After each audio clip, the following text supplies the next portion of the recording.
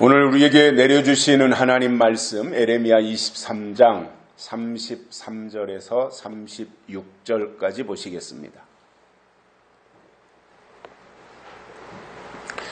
이 백성이나 선지자나 제사장이 내게 물어 이르기를 여호와의 엄중한 말씀이 무엇이뇨 하거든 너는 그들에게 대답하기를 엄중한 말씀이 무엇이냐 하느냐 여호와의 말씀에 내가 너희를 버리리라 하셨고 또 여호와의 엄중한 말씀이라 하는 선지자에게나 제사장에게나 백성에게는 내가 그 사람과 그 집에 벌하리라 하셨다 하고 너는 또 말하기를 너희는 서로 이웃과 형제에게 묻기를 여호와께서 무엇이라 응답하셨으며 무엇이라 말씀하셨느뇨 하고 다시는 여호와의 엄중한 말씀이라 하지 말라 각 사람의 말이 자기에게 중벌이 되리니 이는 너희가 사시는 하나님 만군의 여호와 우리 하나님의 말씀을 망령되이 씀이니라 하고 아멘.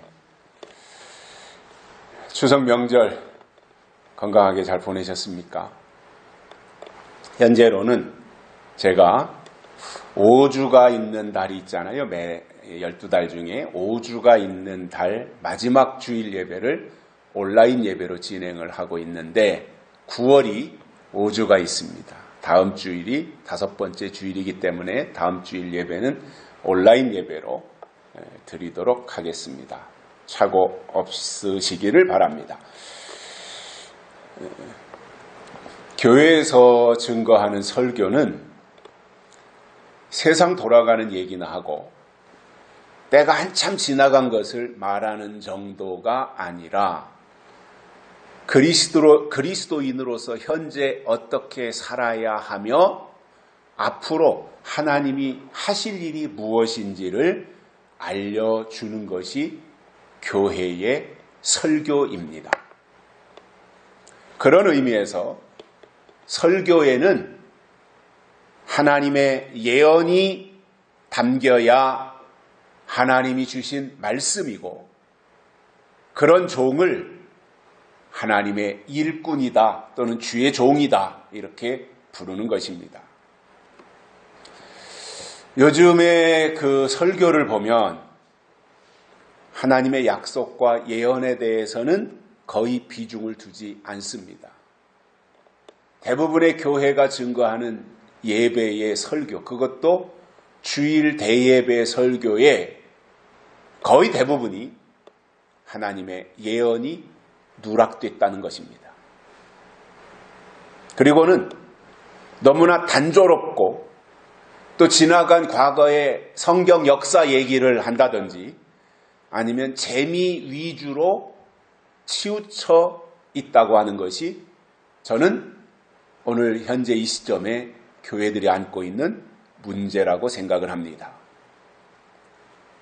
제가 성경을 보면서 이스라엘에게 가장 나쁜 영향을 끼친 그러한 세력들을 보니까 외부에서 침략한 이방인들의 무자비한 약탈이라기보다는 내부에서 발생한 이스라엘 또는 히브리 민족 내부에서 발생한 거짓 선지자들의 직권 남용과 직무 유기가 훨씬 더 큰 것이었습니다. 외부의 적은 대항할 수 있습니다. 싸울 수 있습니다.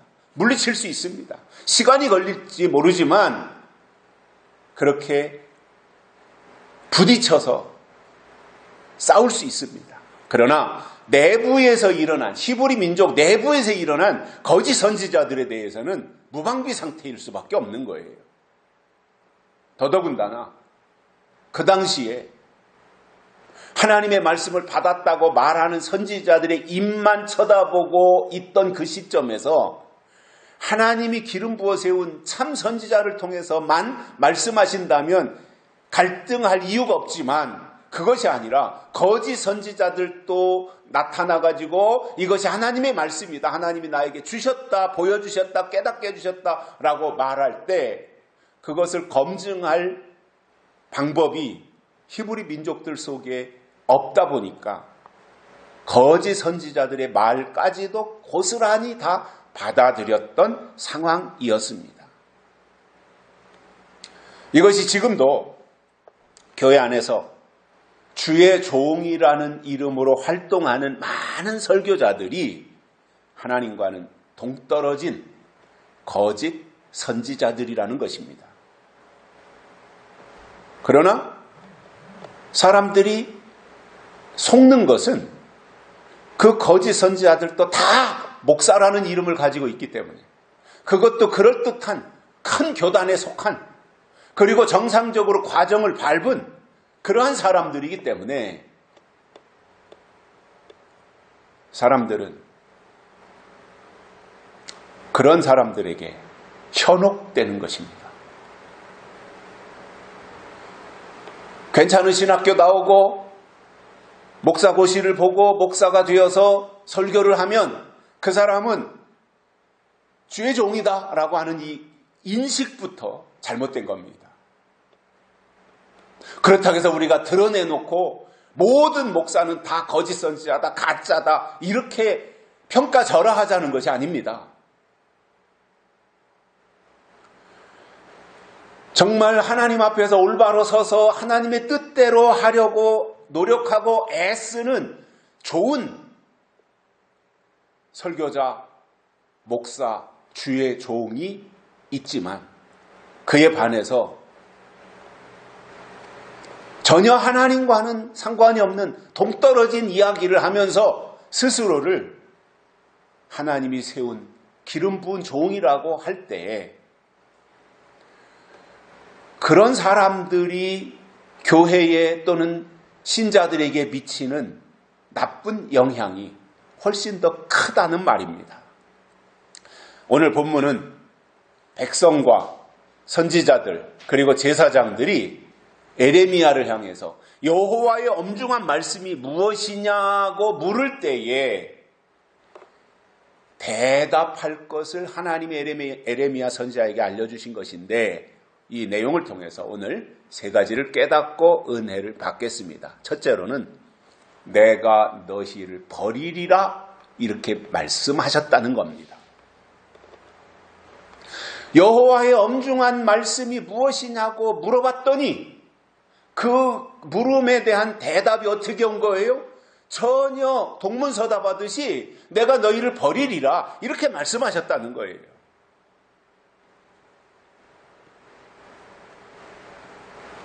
그러면 하나님이 말씀하시는 내용이 무엇인지 물어보는 것은 좋은 현상이잖아요. 하나님의 뜻이 무엇인지, 성경의 내용이 무엇인지, 하나님이 말씀하신 그 내용이 무엇인지 묻는 것 자체는 좋은 일이지만, 그러나 그것을 물어보는 자들의 목적이 어디에 있느냐라고 하는 것을 우리가 봐야 되지 않습니까? 그렇게 말하는 목적이 뭐냐? 그렇게 질문하는 목적이 뭐냐?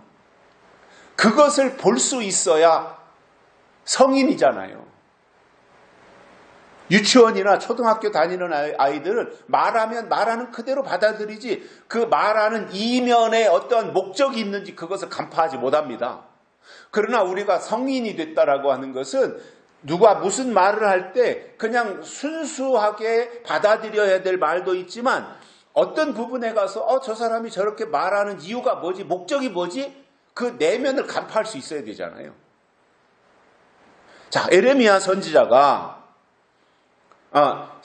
그 당시에 제사장이나 선지자들이 에레미야 선지자를 향해서 하나님이 말씀하신 내용이 무엇인지 물어본 것 자체는 좋은 것이지만 그들의 목적이 어디에 있느냐, 그렇게 질문하는 목적이 어디에 있느냐라고 하는 것을 파악하는 것은 더 중요한데, 이 거짓 선지자들은 에레미야 선지자에게 질문한 것이 하나님의 뜻을 깨달으려고 하는 목적이 아니었다는 것입니다. 우리가 교회를 통해서 신앙생활을 하고 있는 데 있어서도 교회에 나와서 오늘 주시는 말씀을 통해서 내가 은혜 받아야 되겠다라고 하는 마음 자세를 가지고 말씀을 듣는 것과 오늘 목사가 설교하는데 무슨 내용을 가지고 설교하는지 이거를 잘 판단해가지고 내가 하나 꼬투리 잡아야 되겠다. 꼬투리 잡을 생각을 가지고 설교에 참석하고 예배를 드리고 하는 그 사람의 목적과는 전혀 다른 거잖아요. 은혜가 목적인 사람과 꼬투리 잡으려고 하는 것이 목적인 사람은 전혀 방향이 다른 거예요. 자, 그러면 거짓 선지자들은 다른 방향에서 확실하고 에레미야를 통해서 주시는 엄중한 말씀을 듣고 싶기는 했겠지만 하나님은 에레미야 선지자를 통해서 그들의 속 마음을 간파하시고 그들이 가지고 있는 속 마음을 읽으시고 그리고 너희를 버리신다고 하는 것을 강조하신 겁니다. 다시 말해서 거짓 선지자들에게는 하나님이 말씀을 주시지 않았고 말씀이 없는 그들을 아무리 제사장이라고 거드름을 피우고 아무리 자칭 선지자라고 말하고 다닌다고 할지라도 하나님은 그들을 버릴 것이기 때문에 까불지 말라고 하신 거예요.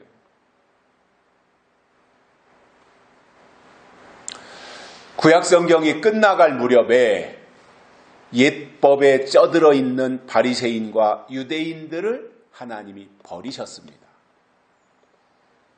신약이 끝나고 예수님이 이 땅에 다시 오실 때가 되면 땅에 속하고 하나님의 약속이 없는 교회를 하나님이 버리시고 심판하신다는 뜻입니다. 여러분, 교회가 감당해야 할 가장 큰 역할은 성경을 통해서 복음을 전파하는 것입니다.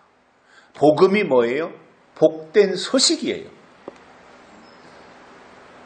그러니까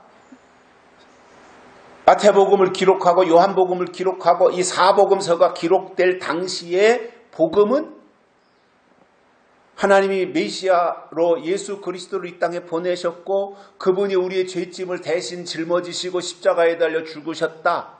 그리고 부활하고 승천하셨다. 이것이 복음이에요. 그러나 2000년이 지난 지금 시점에서도 그것만을 복음이라고 말한다면 여러 가지가 좀 미흡한 거예요. 왜냐하면 그거는 신앙의 초보자 때 유치원 다니고 어린이집 다닐 때 들었던 이야기였고 이제 내가 장성해서 관연한 처녀가 되어서 결혼할 때가 되어서 신랑을 맞이할 준비를 갖춘 입장에서 내가 들어야 될 것은 내가 간직해야 될 것은 신랑에 대한 구체적인 사항들을 알고 있어야 되지 않습니까? 그런데 예수님이 오실 때가 되었는데도 땅에 속하고 하나님의 약속이 없는 교회들은 맨날 과거의 복음으로 제시했던 그것만 복음의 전부라고 생각을 하고 예수님이 다시 오실 때 주시는 복음, 복된 소식이잖아요. 예수님이 다시 오신다. 이것 이상으로 2024년도를 살고 있는 우리들의 시간 속에서 그보다 더 중요한 복음이 어디 있어요? 예수님이 다시 오신다. 이 이상의 복음이 어디 있습니까? 우리가 예수님이 다시 오신다고 하는 것을 복된 소식으로 듣는다 그래가지고 거기에다가 우리가 비중을 둔다 그래가지고 2000년 전에 십자가에 달려 우리의 죄를 대신 짊어지신 예수님에 대한 복음을 외면하고 무시하자는 게 아니지 않습니까? 그때 주신 복된 소식을 토대로 해서 그 위에 우리가 성장하고 장성한 자로서 다시 오시는 예수님을 맞이하기 위해서 기다리는 그 입장에서 신랑이 언제 오시고 어디로 오시고 어떻게 오시고 이름이 무엇이고 이러한 것을 알고 기다리는 것이 당연한 것이고 그러한 사람들에게는 다시 오실 예수 그리스도에 대한 소식이 복음이다 그 말이에요.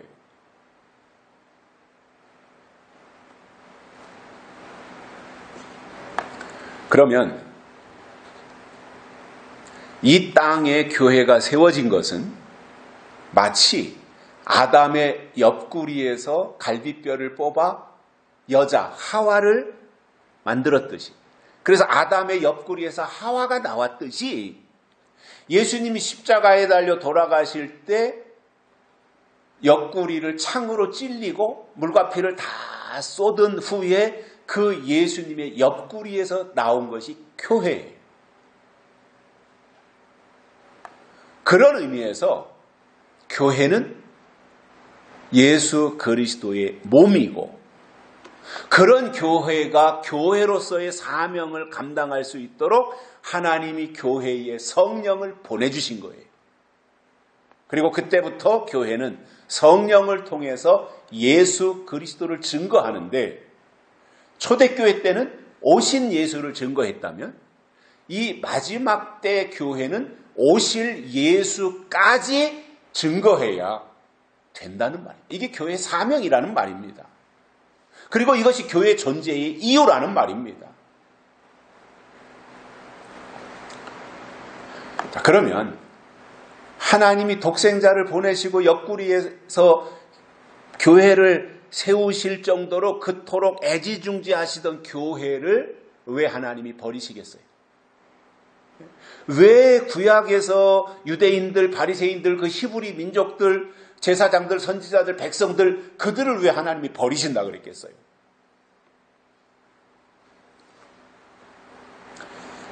지나간 것만 알고 옛날 것만 말하며 이 시대에 나타내시려고 예비하신 하나님의 뜻에 대해서는 도무지 관심이 없기 때문입니다. 여러분, 정말 영적으로 살아있고 깨어있는 교회라면 가장 먼저 해야 될 일이 있습니다. 그게 뭐냐면 성경을 통해서 하나님의 뜻이 무엇인지를 아는 것입니다.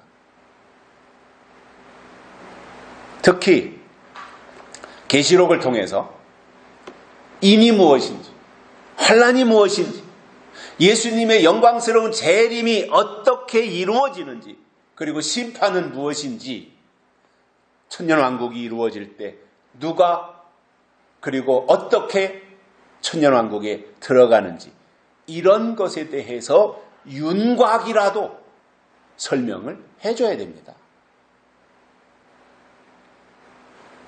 그런데 정작 중요한 이런 것에 대해서는 입도 뻥끗하지 않고 잘 믿으라고만 한다든지, 아니면 헌금을 많이 해서 복 받으라고만 한다든지, 또는 막연하게 열심히 믿기만 하라고 할 뿐 계시록을 근거로 해서 예언이나 하나님이 하실 일, 약속에 대해서 말하지 않는다면 그것은 직무유기인 겁니다. 그런 교회를 하나님이 가차없이 처벌하시고 심판하시겠다고 하는 결심을 에레미야 선지자를 통해서 설명하신 거예요. 그래서 하나님이 버리시면 그 순간 모든 것이 다 끝나는 거잖아요. 버림받으면 끝나는 거잖아요. 그런데 누구를 버리신다고 했느냐? 대표적으로 거짓 선지자예요.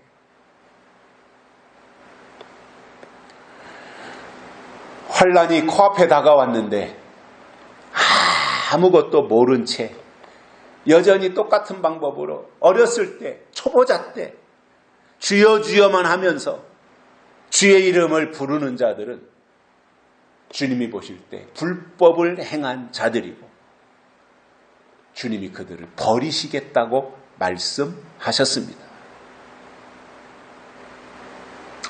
이 거짓 선지자는 에덴 동산에서 아담과 하와를 미혹했던 뱀과 같은 존재이고, 하나님의 일을 그르치며 방해 부리려고 나온 세력이기 때문에 하나님을 정말로 믿는 사람들은 거짓 선지자를 분별하는 것이 다른 어떤 것보다도 우선입니다. 물론 거짓 선지자가 나타날 때가 아직도 까마득하게 멀찍이 남아있는 일이라면 거기에 관심을 가질 필요가 없어요. 그러나 코앞에 다가왔다면 다른 어떤 것보다도 거짓 선지자에 대해서 듣고 아는 것이 먼저인 거예요.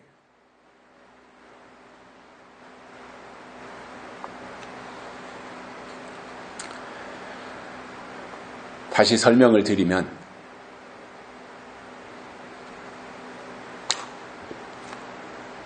이 거짓 선지자가 누구냐?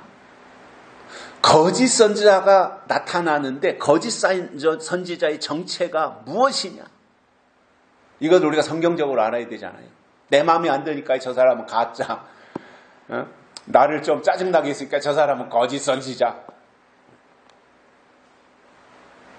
이렇게 X표를 그 사람에게 꼬리표로 붙일 것이 아니라 내 마음에 들던 안 들던 내가 기준이 돼서 주관적으로 그 사람을 평가하면 안 되잖아요. 성경을 근거로 해서 저 사람은 겉으로 볼 때는 참 인격적이고 성품도 훌륭하고 여러 가지가 다 갖춰졌는데 가만히 보니까 설교 내용을 들어보니 이 시대에 하나님이신 예언이 없고 하나님의 약속이 없어요. 헌신적이고 희생적이고 그렇게 열심히 잘 바르게 하려고 노력하는데 설교 내용을 들어보니까 약속이 없어요. 그러면은 당연히 그는 거짓 선지자로 가는 거거든요. 아니 지금 시점에서 1900년대를 우리가 살고 있는 것도 아니고 2000년대에 접어들어서 밀레니엄 세대 그것도 시작한 지 2024년을 우리가 살고 있는데 그렇다면 이 시점에서 거짓 선지자의 정체를 어느 정도는 우리가 자다가 꿈꿔서 아는 것이 아니라 성경 그것도 요한계시록을 토대로 해서 성경이 거짓 선지자를 어떻게 말씀하는가 이것은 최소한도 우리가 알고 가야 되지 않는가. 이거는 선택 과목이 아니라 필수 과목인 거예요. 신앙생활하는 사람들에게 있어서 거짓 선지자에 대한 과목은 필수 과목이에요. 학점을 따고 가야 돼요. 이건 최소한도 D학점이라도 따고 가야 되는 거예요. D학점, A학점까지는 못 가더라도 그래야 졸업을 할 수 있는 거예요. 그전에도 한번 설명을 드렸지만 대학교에 가면 1학년부터 4학년까지 4년 동안 다닐 때 140학점을 취득을 해야 졸업을 할 수 있습니다. 그런데 그 140학점 중에는 내가 선택한 과목 있잖아요. 경영학과든 무슨 정치학과든 그 내가 전공하려고 하는 학과와 관련된 점수를 반드시 따야 되는 필수 학점이 있습니다. 필수 학점. 그거는 꼭 따야 돼요. 그리고 나머지 이제 교양으로 그 이외에 중국어를 한다든가 아니면 일본어를 한다든가 이렇게 필수적으로 내가 전공하려고 하는 학과와 관련이 없는 교양 과목을 내가 들어서 학점을 따야 되는 게 있는데 그 교양 학점, 선택 과목에 대해서는 내가 이 과목을 할 수도 있고 저 과목을 할 수도 있어요. 그건 내가 선택하는 거예요. 그러나 필수 과목은 내가 졸업하기 위해서는 그 학점을 이수를 해야만 그 과목을 이수하고 학점을 취득을 해야만 졸업을 할 수 있는 거예요. 저는 성경 66권이라고 하는 66권의 과목 중에서 요한계시록은 필수 과목이라고 생각을 해요. 그 필수 과목 중에서도 거짓 선지자에 대한 이 부분은 아주 꼼꼼하고 세밀하게 알고 가야 될 부분인데 그러면 거짓 선지자가 누구냐? 다시 설명을 드리는 거예요. 이것은 떨어진 별인데 거짓 선지자는 언제 떨어졌느냐? 셋째 나팔에 떨어졌어요. 계시록 8장 10절에 보면 셋째 천사가 나팔을 보니 횃불같이 타는 큰 별이 하늘에서 떨어져 강들의 3분의 1과 여러 물샘에 떨어지니 이 별의 이름은 쑥이라. 물들의 3분의 1이 쑥이 되며 그 물들이 쓰게 됨을 인하여 많은 사람이 죽더라. 이렇게 되어 있습니다. 떨어졌다고 하는 말은 원래는 하늘에 있었는데 높은 차원에 있었는데 어느 순간에 추락했다고 하는 것이고 떨어지고 나면 별은 하늘에 있을 때 별이지 떨어지고 나면 더 이상 별이 아닌 거예요. 그럼에도 자기가 여전히 별인 줄 알고 별 행세를 하고 있으니 그들의 말만 듣고 쫓아갈 것이 아니라 현재 그 사람의 소속이 어디냐? 소속이 하늘에 있느냐? 땅에 있느냐? 또는 하늘에 떠 있는 별이냐? 아니면 땅에 떨어진 별이냐? 그것을 분별해야 되는 거예요. 어떻게 분별해요? 성경을 통해서. 성경에다가 갖다가 대입을 해가지고 그 사람이 하는 말이 성경 또는 계시록 여기에서 나온 말을 하고 있느냐, 아니면 성경과 동떨어진 세상 돌아가는 얘기만 하고 무슨 간증이나 하고 있고 누가 뭐 11조 1,000만 원 하고는 1억을 벌었다는 얘기는 하고 있고 뭐 이런 얘기하고 또 그렇게 말할 때 솔깃해가지고 그런 얘기만 쫓아다니는 사람들이 또 있거든요. 수준이 굉장히 낮은 사람들이에요. 그런 사람들을 통해서 때를 따라주시는 예언의 말씀이 공급이 되겠습니까?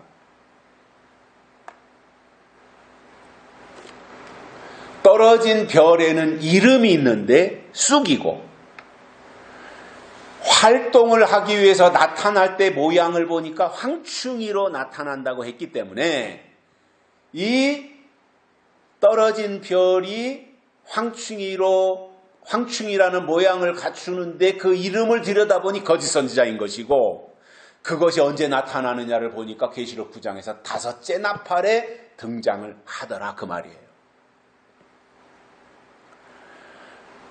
황충이는 거짓 선지자인데, 미혹자, 거짓 선지자인데 나타나면 하는 일이 있습니다. 미혹하는 일입니다.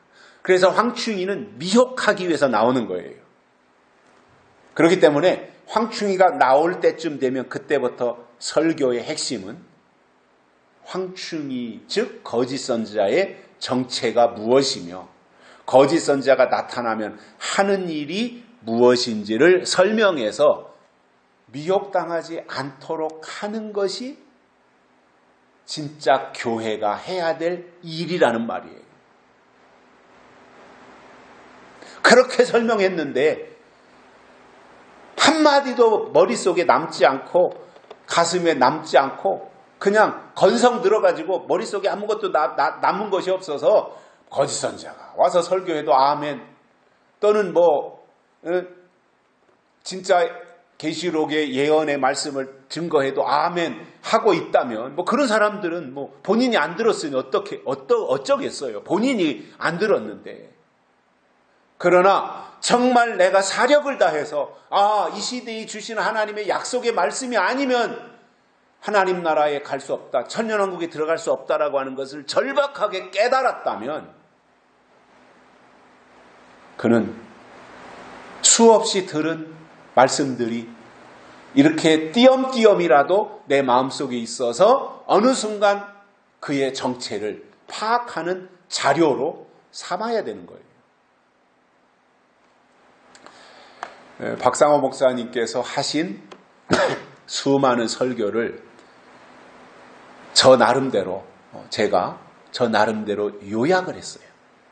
박상호 목사님이 그토록 많이 강조하신 사경회를 통해서나 주일 예배를 통해서나 그토록 강조하신 설교의 내용을 제가 요약해서 농축 엑기스로 만들어 정리했더니 2마디예요.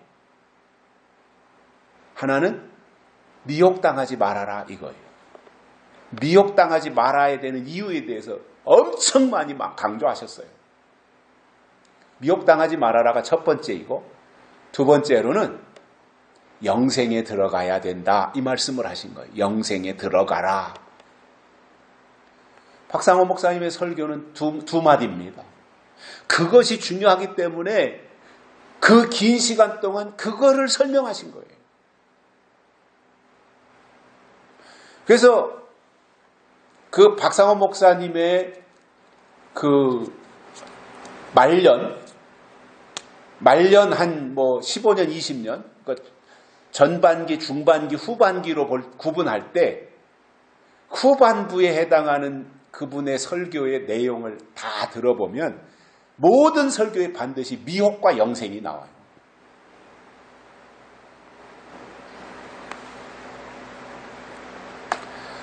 미혹당하지 않아야 되니까 미혹이 뭔지, 그리고 미혹이 언제 활동하는지 알아야 되고, 영생에 들어가야 하기 때문에 미혹당하지 말아야 될 이유가 되는 거잖아요. 오늘 이 시점에서 영적인 교회는 선포하는 설교에 거짓 선지자에 대한 증거가 있어야 되고, 그리고 거짓 선지자의 정체를 세밀하게 알려주며 그들이 하는 일을 미리 폭로해서 미혹당하거나 영향을 받지 않도록 해야 하는 것이 이 시대의 영적인 교회의 책무입니다. 그리고 정말 하나님이 기름 부어 세운 주의 종이라면 그 역할을 해야 됩니다. 왜냐? 그게 사명이기 때문에 그렇습니다. 어디 가서 환영을 받든 못 받든 그게 사명이에요. 그런데 저도 이렇게 이제 굉장히 좀 세밀하게 깊이 있게 이렇게 많이 하면서도 굉장히 좀 이제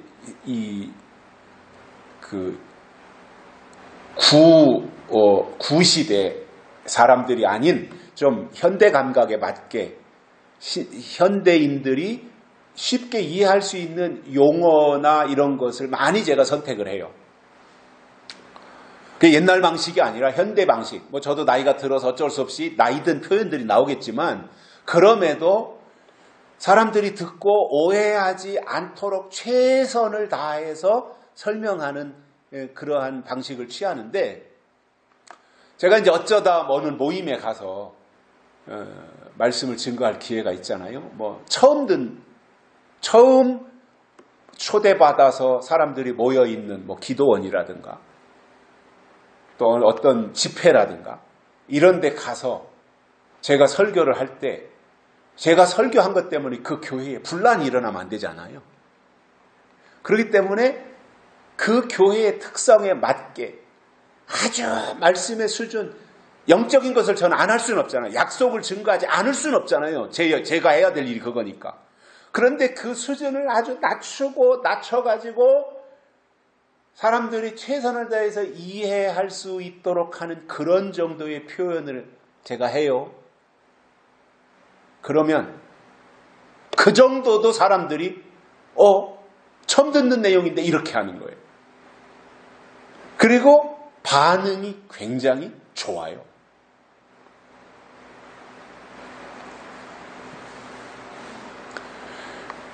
그러나 이제 뭐 여러 가지 여건상 그들이 이제 한번 들었다 그래가지고 그들이 신앙의 대대적인 어떤 혁신이나 변화가 생기는 것은 아니겠지만, 그럼에도 제게 어떠한 기회가 오면 그들이 오해하지 않고 이해할 수 있도록 눈높이를 낮춰서 그들의 수준에서 약속과 예언의 말씀을 접할 수 있는 기회를 살짝이라도 맛보게 해주는 거예요. 만약에 완전히 생고구마인데 그 사람들이 그 생고구마를 향해서 제가 이 계시록에 7머리가 어떻고 10뿔이 어떻고 막 이렇게 들어가가지고 이렇게 믿지 않으면 다 지옥 가고 이렇게 해버리면 혼선이 오는 거 아니에요. 아이고 예수 믿으면 천국 간다 그래놨는데 저 얘기는 또 뭐냐, 이렇게 혼란을 주면 안 되기 때문에 아주 낮춰서 하는 거예요. 대산에 그 박모 집사님이 지금 이제 돌아가셨다고 하는데 좀 안타깝게 돌아가셨더라고요. 밤에 주무시다가 불이 나가지고 이제 그렇게 해서 돌아가셨다고 하는데, 그분이 그 예수님의 재림 신앙이라고 그러면 아주 죽고 못 살 정도로 그렇게 하신 분이에요. 그런데 이제 교회 안에 이런저런 어려운 일들이 생기고 다 이렇게 뿔뿔이 흩어지고 이런 과정 속에서 그분의 신앙의 대혼란이 온 거예요. 신앙의 대혼란. 그거를 방향을 바로 잡아야 되는데 여기도 가보고 저기도 가보고 해요. 양쪽 얘기를 다 들어봐야 될 거 아니에요? 이쪽에 가서도 들어봤고 저쪽에 가서도 들어봤어요. 그런데 그분의 이 생각을 정리해 줄 수 있는 그게 안 나오는 거예요. 저쪽에 가서 들어봤는데 거기도 문제가 있다고 보여지는. 여기 와서 들어봐도 이것도 좀 어려운 거라고 이제 생각하면서 굉장히 많이 갈등하고 방황하고 그러다가 이제 그분이 돌아가셨다고 하는데 제가 참 안타깝게 생각을 해요. 이제 그런 분들이 열심이라든가 뭔가 그 예언의 말씀에 대한 비중을 이렇게 크게 두고 그거를 위해서 정말 목숨을 걸고 나가는 것 자체는 참 아름다운 일인데 체계가 없는 거예요. 체계가. 신앙이라고 하는 것이 뭔가 체계가 있어야 되잖아요. 그런 게 없다 보니까 어떠한 특별한 주장, 예를 든다면 14만 4천이라고 하는 주장이 나오면 귀가 이렇게 크게 열리는 거예요. 그리고 무조건 받아들이는 거예요. 그런데 그것을 들었으면 성경을 근거로 해서 14만 4천에 대한 체계가 있어야 되잖아요. 14만 4천이 어떤 방식으로 등장을 하고 14만 4천이 실질적인 숫자인지 아니면 상징적인 숫자인지 어떤 과정을 통해서 등장을 하고 그들이 하는 일이 무엇이고 어린 양과 함께 계시록 14장에 나오는 시온산에서 어린 양과 함께 시온산에 서 있고 뭐 그들은 입에 거짓말이 없고 뭐 이런 내용들이 쭉 있잖아요. 뭐 이러한 것들에 대한 어느 정도의 체계가 갖춰지면 자기보다 영적 수준이 좀 떨어지고 이 말씀을 들은 횟수가 좀 적어서 나만 못하다. 내 한참 동생뻘에 해당한다 영적으로. 이런 생각이 들면 어떻게 해야 돼요? 내 높이를 낮춰야 되는 거예요. 내 눈높이를. 왜냐? 그 사람을 설득하고 이해시켜서 성장하는 게 목적이잖아요. 그래서 그 사람이 성장하면서 나도 같이 성장하도록 가야 되는 건데 내 높이를 낮출 생각은 하지 않고 그 사람 보고 왜 맨날 들어야 그 모양이냐 너는 거기서 왜 벗어나지 못하냐 이렇게 윽박지르고 핀잔을 주면 이 사람은 낙심해서 떨어지는 거예요. 그러니까 내가 높이를 낮춘다고 하는 것이 내가 변질되고 타락하자는 것이 아니라 그 사람의 눈높이로 내가 낮춰서 그 사람으로 하여금 영적으로 성장하게 만든 이후에 같이 나와 성장해야 된다라고 하는 이 목표를 가지고 뭔가 균형을 이루어야 되는데 그러한 것들이 없었던 거예요. 그러다 보니까 하나에 꽂혀가지고 그게 해결이 안 되니까 엄청나게 갈등을 하는 거죠. 오래전인데 20몇 년 전인데 한 번은 저한테 전화를 했어요. 그분이 전화한 게 아니라 그분 친구가 전화를 했어요. 저한테. 그래서 첫 마디가 난 그분이 누군지도 모르는데 자기가 돌아가신 그분 친구라 그러더라고. 근데 그분을 통해서 몇 번 들었는데 자기는 도저히 이해가 되지 않아가지고 저한테 전화해서 물어보는 거예요. 그게 뭐였냐? 14만 4천만 구원받는다고 그 암흑에 돌아가신 그분이 자기 친구가 자기한테 얘기하는데 그게 맞습니까? 그렇게 질문을 하더라고요. 그래서 내가 원론적으로는 맞습니다. 그러나 세부적으로 들어가서 설명이 필요합니다. 그 부분은. 제가 그렇게 대답을 했어요. 그러면서 다른 얘기 하다가 이제 끊어지고 뭐 그 뒤로는 뭐 통화도 안 됐는데 이게 어떤 문제가 있냐면 저는 이게 좀 아쉬운 부분들인데 우리가 가지고 있는 것이 굉장히 좋은 거예요. 우리가 가지고 있는 메시지가 정말 너무 좋은 거예요. 이건. 성경적 재림신앙이라고 하는 거 굉장히 좋은 거예요. 그런데 이것을 받은 사람들이 인격화시켜서 이 말씀이 내 속에 들어와서 인격화되어 가지고 그것이 다른 사람들에게 다가가서 설명을 할 때 뭔가 이렇게 체계를 갖춘 이 모습으로 나타나야 되는데 그게 없이 그냥 직접 화법으로 아무것도 거기에 설명도 첨가되지 않고 입 맞는 게 구원이야 이렇게 말한다면 그거를 이해할 사람이 몇 명이나 되겠습니까? 그래서 저는 성경적 재림신앙을 가지고 있는 이 공동체가 선민의식을 버려야 된다. 저는 그렇게 생각을 해요. 선민의식을 버려야 돼요. 그리고 같이 우리가 함께 이 말씀을 공유해서 너와 내가 더불어 다시 오시는 예수님을 맞이해야 된다. 나 혼자는 안 된다. 내가 있으니까 내가 있는 거다. 내가 있으니까 내가 있는 거다.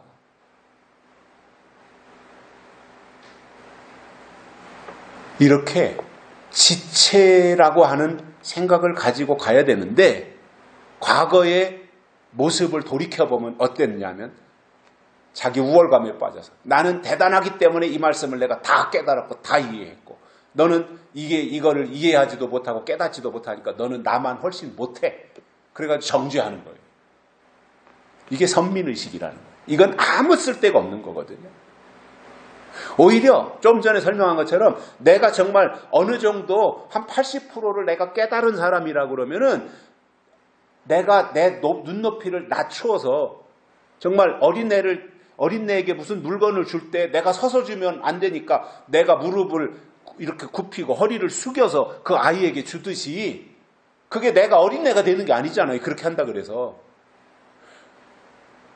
그런 모습을 보여주어야 되는데 그렇지 못했다라고 하는 그런 아쉬움이 제 마음속에 있습니다. 그런 부분에 대해서는 제대로 지도를 못한 책임이 저한테도 있다고 생각을 해요. 왜냐? 그때만 해도 저희가 젊고 또 이 말씀이 최고라고 하는 것을 알았기 때문에 이렇게 가야 된다라고 제가 앞장서서 가기만 하면 되는 것으로 생각을 했지 이렇게 신앙이 개개인 속에 다 스며들어서 이 말씀이 스며들어서 인격이 돼야 되고 신앙이 돼야 되는 이 부분에 대해서는 구체적으로 제가 이해를 못했던 거죠. 그러니까 이렇게 지금 와서 돌이켜보면 굉장히 아쉬움이 참 많아요. 시간이 많이 지나가서 뭐 돌이킬 수가 없이 여기까지 왔습니다만 그런 마음을 가지기 때문에 저는 이제라도 우리가 가야 될 방향이 어디냐. 뭐 이미 성경이 방향을 제시했지만 우리 각자가 어떠한 모습으로 스스로를 다듬어야 되느냐. 어떻게 신앙 인격을 우리 속에 만들어야 되느냐라고 하는 이 부분들은 계시록을 좀 더 아는 것보다 더 중요하다고 생각해요. 그러한 것이 만들어지고 나서 계시록이 좀 더 구체적으로 알려질 때 그것이 내 것이 되어서 또 나를 통해 다른 사람들에게 영향력을 끼칠 수 있지만 그게 안 된다면 다른 사람들에게 오히려 상처를 주고 마는 거거든요.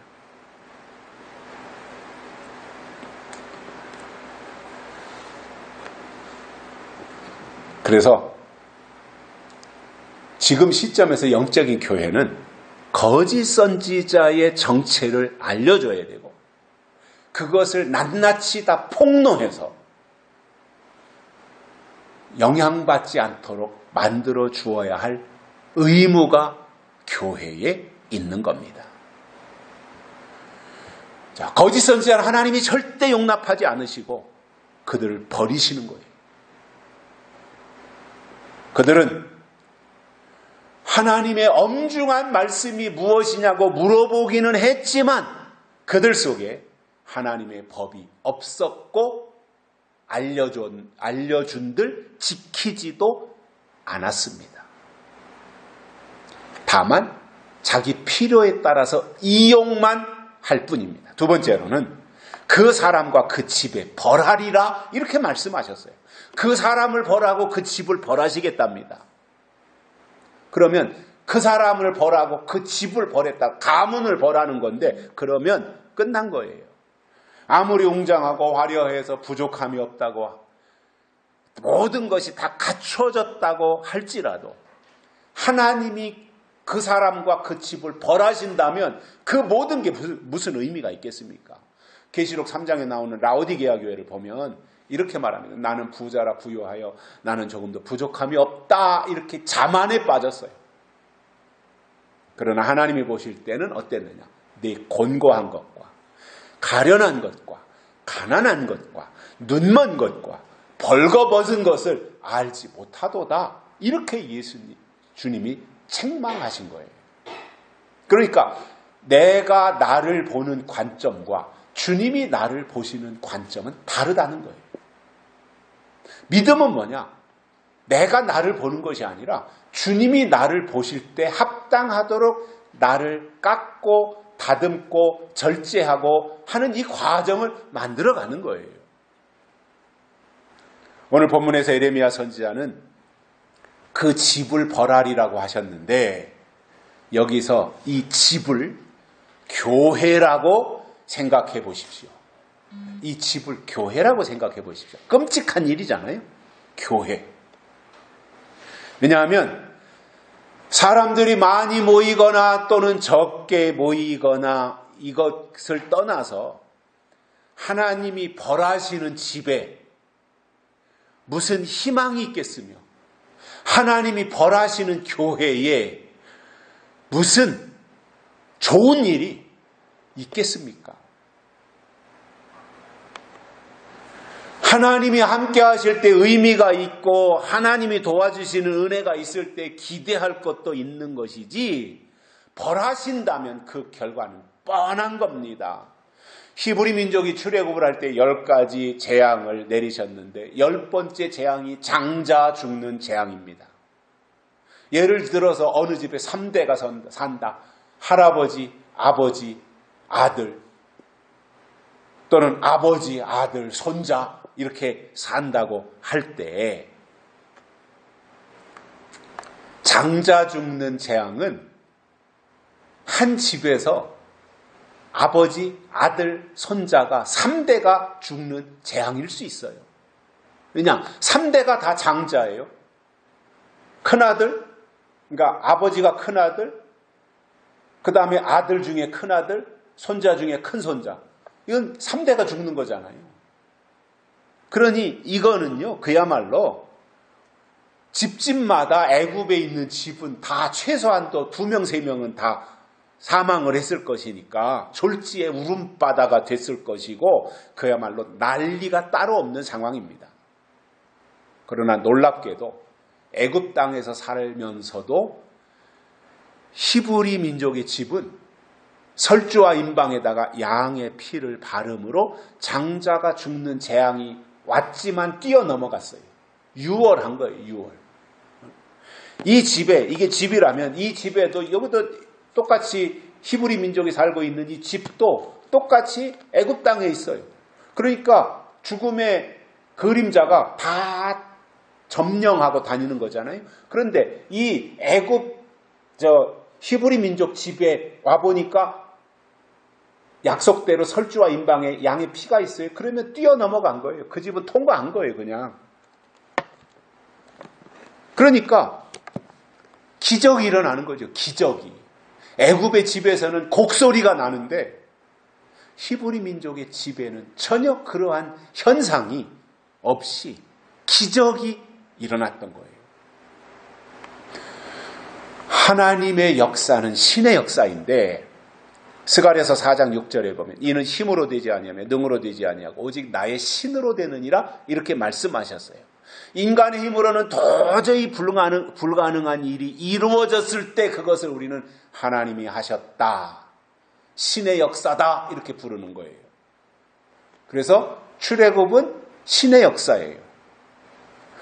홍해를 건넌 것도 광야 40년을 끝내고 요단강을 건너서 가나안 땅에 들어간 것도 하나님의 하신 일, 신의 역사예요.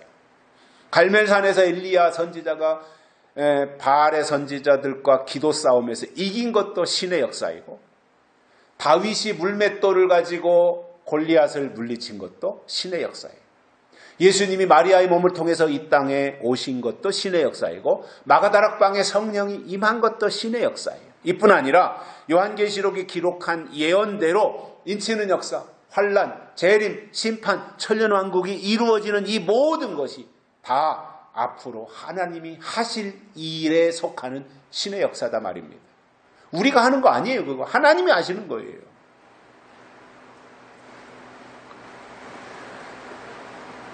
그런데 그 일을 방해하기 위해서 등장하는 것이 악인들이잖아요. 악인. 누가 이 시점에서 악인이겠습니까? 악인의 계보를 성경을 통해서 보면 아벨을 죽인 가인, 장자권을 빼앗아간 동생 야곱을 죽이려고 시도한 에서, 예수님을 십자가에 못 박아 죽인 유대인과 바리새인, 그리고 계시록에 나오는 거짓 선지자와 적그리스도, 이들이 다 악인들입니다. 이 적그리스도에 대해서 사도 바울은 데살로니가 후서 2장에서 불법의 사람, 멸망의 아들이라고 그랬고, 하나님 성전에 앉아서 자기를 보여 하나님이라 한다 이렇게 설명했습니다. 여러분, 지금은 악인의 세력이 더 잘 나가는 것 같지만 때가 되면 반드시 하나님은 악인과 그 집을 심판하신다고, 벌하신다고 말씀하셨습니다. 세 번째로, 다시는 여호와의 엄중한 말씀이라 하지 말아라 이렇게 설명하셨습니다. 33절부터 38절까지 엄중한 여호와의 말씀이라는 단어가 7번이나 나오는데, 하나님의 이와 같은 엄중한 말씀을 거짓 선지자들이 망령되이 사용했다 이거예요.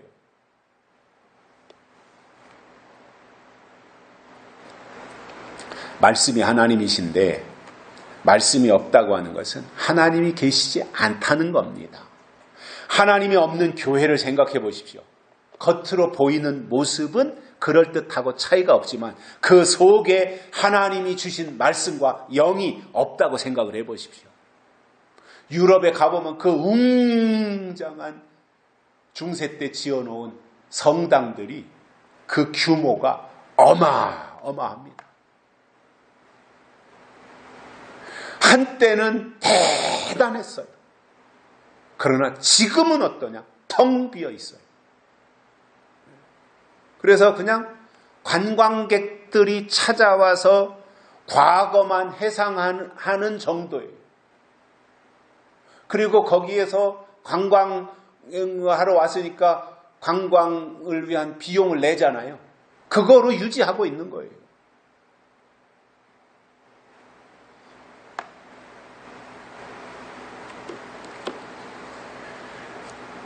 그러한 건물에 규모가 크다 그래서 어마어마하다 그래가지고 거기에 하나님의 말씀과 하나님의 영이 존재하고 있겠습니까? 말라기 선지자 이후로 400년 동안이나 암흑기가 있었는데 왜 암흑기였겠어요? 선지자들이 없었기 때문이에요. 하나님이 선지자들을 보내지 않았어요. 선지자들을 보내지 않았다는 것은 하나님의 말씀을 주시지 않았다는 겁니다. 그러다가 400년이 지난 이후에 세례 요한이 선지자로 등장해서 예수 그리스도를 증거했습니다. 그리고 예수님이 이 땅에 오시는데, 예수님이 오신 것은 하나님의 뜻이 이루어진 거예요. 그것을 세례 요한이 먼저 등장을 해서 내 뒤에 오실 분이 누구인지를 예언했을 때 수많은 가짜 선지자들이 있었지만 누구 하나 메시아가 오실 것을 예언하지 않은 채 폼만 잡고 대우만 받았던 사람들입니다. 가짜들은.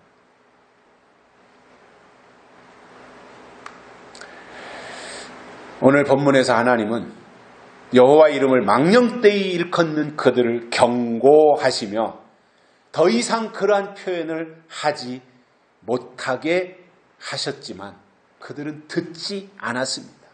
그러면 거짓 선지자들의 이와 같은 사악함이 어디에서 나온 거예요? 거짓 선지자들의 사악이 어디서 나온 거예요? 예레미야 23장 15절에서 우리가 들었는데 이렇게 말씀하고 있습니다. 그것이 예루살렘 선지자들에게서 나와 온 땅에 퍼진 것이다 이렇게 말씀하셨어요. 그 거짓 사악함이 예루살렘 선지자, 거짓 선지자들에게서 나와가지고 온 세상에 퍼졌다는 거예요. 예수님이 재림하시기 직전에 나와서 활동하는 것이 거짓 선지자이고, 그때 거짓 선지자들의 정체를 분별해서 물리치는 것을 믿음이라고 말하는 겁니다. 믿습니다가 믿음이 아니라 거짓 선지자를 분별해서 물리쳐야 그게 믿음이라는 거예요. 그런데도 이런 것에 대해서 한마디도 하지 않는 것은 하나님의 말씀을 무시하는 겁니다. 그러한 사람들은 함량 미달의 사람들이고, 그러한 사람들을 통해서 설교를 꿀 빨아먹듯이 아멘 아멘 하고 있다면 그 사람들은 영적 영양실조에 걸리는 거예요. 결론으로 중요한 것을 말하고 하나님이 하실 일과 반드시 속히 될 일을 강조하면서 엄중한 말씀이라고 하면 그것은 좋은 거잖아요. 그러나 자기 유리한 것만 빼먹기 위해서 엄중한 말씀이니까 지키라고 한다면 그것은 기만하는 것입니다. 이런 거짓 선지자들을 하나님이 버리시고 그 사람과 그 집을 벌하신다고 하는 말씀을 기억하고 살아있는 약속의 말씀을 마음에 담고 주님 다시 오시는 그날까지 우리가 믿음을 지켜내시기를 주의 이름으로 축복합니다. 살아계신 하나님 아버지 감사합니다. 오늘 또 우리를 불러주시고 말씀을 듣게 해주셔서 감사를 드립니다. 이 말씀 그대로 우리가 지키면서 하나님이 주신 약속의 말씀으로 엄중하게 받아서 하나님의 뜻을 실천하는 저희들 되게 해 주옵소서. 다시 오실 예수님의 이름으로 간절히 기도드리옵나이다. 아멘. 찬송가 209장입니다.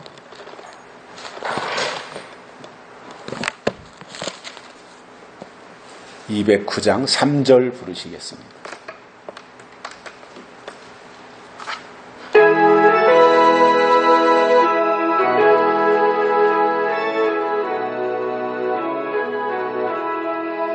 작정한 그날부터 평안한 만물이 있어서 이 복된 말 전함으로 내 알 본분 삼았도다.